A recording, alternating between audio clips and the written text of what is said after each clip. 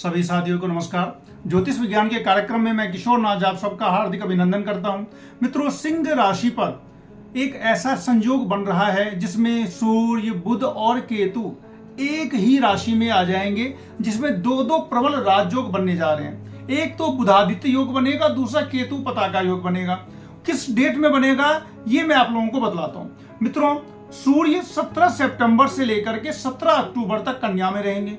बुध देव 22 सितंबर से लेकर के 9 अक्टूबर तक कन्या में रहेंगे और केतु पहले से ही कन्या राशि में है। इसका मतलब यह हुआ कि 22 सितंबर से लेकर के 9 अक्टूबर तक 22 सितंबर से 9 अक्टूबर तक बुधादित्य योग बना हुआ रहेगा।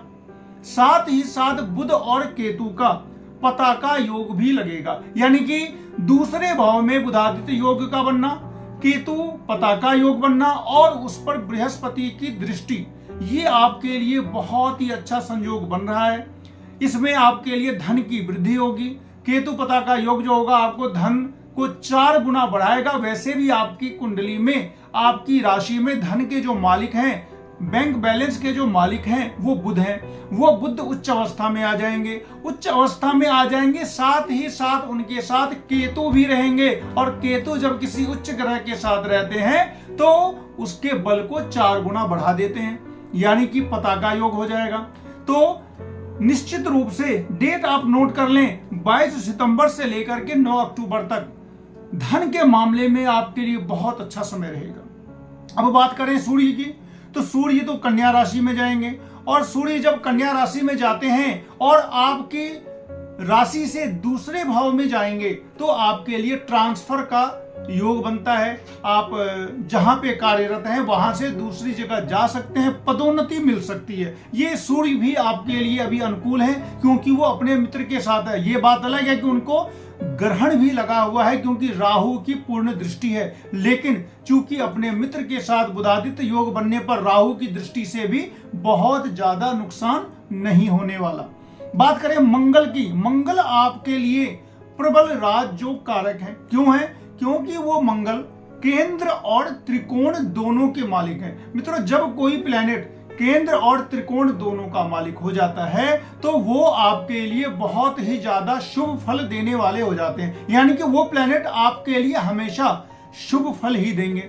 अब बात करते हैं कि गोचर में क्या होता है। जब कोई प्लैनेट अच्छे पोजीशन में जाता है तो अच्छा फल देता है, बुरे पोजीशन में जाता है तो बुरा फल देता है। तो गोचर में मंगल अभी आपके एकादश भाव में चले गए हैं। एकादश भाव में जब कोई क्रूर ग्रह जाता है तो वो अच्छा फल देता है। तो मंगल एक क्रूर ग्रह है।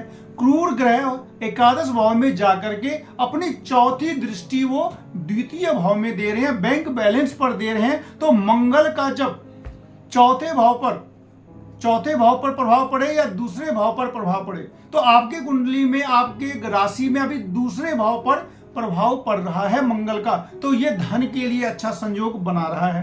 पंचम भाव पर में भी दृष्टि है, वो भी एक अच्छा संयोग बना रहा है। लेकिन मंगल के सेकंड हाउस पर में दृष्टि आपके लिए धन के मामले में आपको बहुत अच्छा फायदा होगा।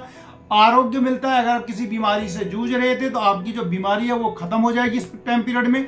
जमीन की भी प्राप्ति होगी, मकान मिलेगा, अपार्टमेंट मिल सकता है, क्योंकि मंगल जब एकादश भाव में जाते हैं खासकर सिंह राशि वालों के लिए तो वो बहुत ही अच्छा फल देते हैं। कि मंगल जिस जिस चीज के कारक हैं, जमीन के कारक हैं, भूमि के कारक हैं, तो इन सब चीज के जो कारक होकर के आपके लिए वो अच्छे घर में बैठ गए हैं तो वो आपको फायदा देंगे। बृहस्पति अभी आपके सेकंड हाउस में है तो अपने घर का तो नहीं, लेकिन जिस घर पे वो दृष्टि दे रहे हैं उस घर के लिए बहुत अच्छा शुभ फल देंगे, क्योंकि बुधादित्य योग पर में बृहस्पति की दृष्टि, केतु और बुध के पताका योग पर में बृहस्पति की दृष्टि, और छठे भाव पर जो कि शत्रु, कर्जा और बीमारी होता है उस पर में जब बृहस्पति की दृष्टि पड़ गई तो समझ लीजिए कि आपको शत्रु, कर्जा, बीमारी से भी निजात मिलेगी।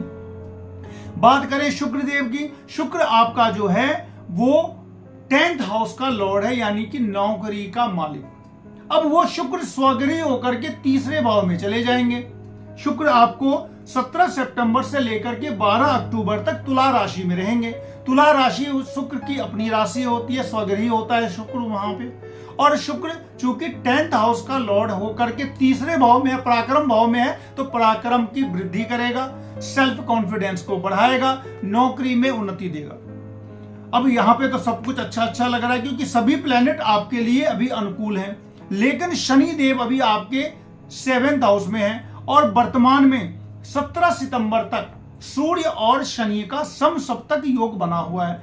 मित्रों, सूर्य और शनि जब एक दूसरे को परस्पर 7वीं दृष्टि से देखते हैं तो समसप्तक योग बनता है। तो समसप्तक योग होने से सूर्य भी परेशान, शनि भी परेशान, क्योंकि जब दो महाबली युद्ध करते हैं तो दोनों को नुकसान होता है। तो यहां पर सूर्य का भी नुकसान हो रहा है और शनि का भी हो रहा है। तो शनि चूंकि बहुत प्रबल बली हैं, साथ ही साथ सूर्य भी बली हैं, सूर्य भी अपने स्वराशि के हैं, शनि भी अपने स्वराशि के हैं।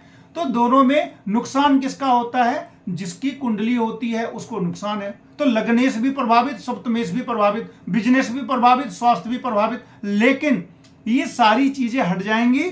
सूर्यदेव 17 सितंबर को संक्रांति के दिन, विश्वकर्मा पूजा के दिन चले जाएंगे आपके द्वितीय भाव में और बना देंगे बुधादित्य योग, और शनि और सूर्य का समसप्तक जो है वो टूट जाएगा और ये सारी जो परेशानी जो चल रही थी वो भी खत्म हो जाएगी। और सूर्य देव जब 2nd हाउस में जाते हैं तो ट्रांसफर का संयोग भी आता है। हो सकता है कि आपका ट्रांसफर भी हो सकता है, या फिर पदोन्नति हो सकती है, या फिर किसी जगह से दूसरी जगह आप शिफ्ट हो सकते हैं। अब बात करें शनिदेव की। शनिदेव ने आपके लिए पंच महापुरुष योग, शश योग बनाया हुआ है, लेकिन 7th हाउस में जब शनिदेव जाते हैं तो निरर्थक यात्राएं करवाते हैं, माथा में टेंशन देते हैं, किसी न किसी प्रकार से आप तनाव से गुजरेंगे। तो इसके लिए आपको शनिदेव की पूजा करनी होगी और हनुमान जी की आराधना करनी होगी। मंगल आपके लिए बहुत फायदेमंद है, तो मंगल को और आप बलवान करें। इसके लिए भी आपको हनुमान जी की आराधना, हनुमान चालीसा, सुंदरकांड पाठ जो हो सकता है वो आप करें। सबसे अगर नेगेटिव फल मैं बोलूं तो वो है राहु का। राहु अभी आपके 8म भाव में बैठे हुए हैं, मित्र की राशि में या सम राशि में ही बैठे हुए, लेकिन स्त्री राशि में भी हैं। यहां तक उनका अच्छा है, लेकिन आपके लिए ये अच्छा नहीं है, क्योंकि जब कभी चंद्र राशि से राहु 8म भाव में जाते हैं तो मृत्यु तुल्य कष्ट देते हैं, यानी कि एक तरीके से बहुत खराब समय आ जाता है, शारीरिक, आर्थिक, मानसिक रूप से। अब बात करते हैं किसके लिए ये ज्यादा खराब समय आएगा। जिसका राहु जन्मकालीन कुंडली में बहुत खराब होगा, नीच का होगा, वृश्चिक राशि का होगा, या फिर राहु किसी न किसी प्रकार से प्रॉब्लम में होगा, तनाव में होगा, खुद ही पीड़ित होगा, तो वो आपको भी पीड़ा देगा। और राहु की ही अगर आपकी अंतरदशा अगर चल रही है तो ज्यादा समस्या आएगी। तो राहु के लिए आपको एकमात्र एक बड़ा उपाय करना है, ओम रांग राहवे नमः। ये तांत्रिक मंत्र है, इसका मिनिमम आप 108 बार रोज जप करें। राहु देव को ध्यान करके आसन पर बैठ के धूप और दीप जला करके इसका ध्यान करें, 108 बार जप करें। साथ ही साथ आपको किसी सफाई कर्मचारी को, आप जहां भी काम करते हैं वहां पे आपको मिलेंगे, तो सफाई कर्मचारी को शनिवार के दिन कुछ राशि या फिर कुछ राशन दोनों मिलके कुछ आप महीने में एक आध दिन ये दान करते रहें। अगर पॉसिबल हो तो नेत्रहीनों को भोजन करवाएं। इससे क्या होगा, राहु का जो नेगेटिव इफेक्ट है आपके ऊपर वो कम हो जाएगा। हाँ, मंत्र का जाप अगर आप रेगुलर करते रहते हैं, और आपको करना भी चाहिए, क्योंकि अभी राहु बहुत काफी दिनों तक, अभी 18 महीने तक रहते हैं, तो अभी रहेंगे। तो अभी आपको राहु 8म भाव में नेगेटिव फल देने के लिए तैयार बैठे हुए हैं, और आपको राहु का उपाय तो निश्चित रूप से करना ही चाहिए। इसके अलावा और सभी प्लैनेट आपके लिए काफी अच्छी स्थिति में है। बृहस्पति की दृष्टि 2nd हाउस पे पड़ती है, 4थे भाव में पड़ती है और 6ठे भाव में पड़ती है। शत्रु कर्जा बीमारी को कम करेंगे। भूमि, भवन, वाहन पर में बृहस्पति की दृष्टि है, वो भी आपको फायदा देंगे, और धन पर में भी दृष्टि दे रहे हैं। एक साथ गोचर में अभी आपके पताका योग बना हुआ है, बुधादित्य योग बना हुआ है, शश योग बना हुआ है, तो ये सारे योग आपको फायदा देंगे। शनि और राहु के लिए आप पूजा करते रहें और रिमेडी करते रहें, सब कुछ अच्छा चलेगा। लाइक, शेयर, सब्सक्राइब जरूर करें। मिलते हैं अगले वीडियो में, तब तक के लिए नमस्कार।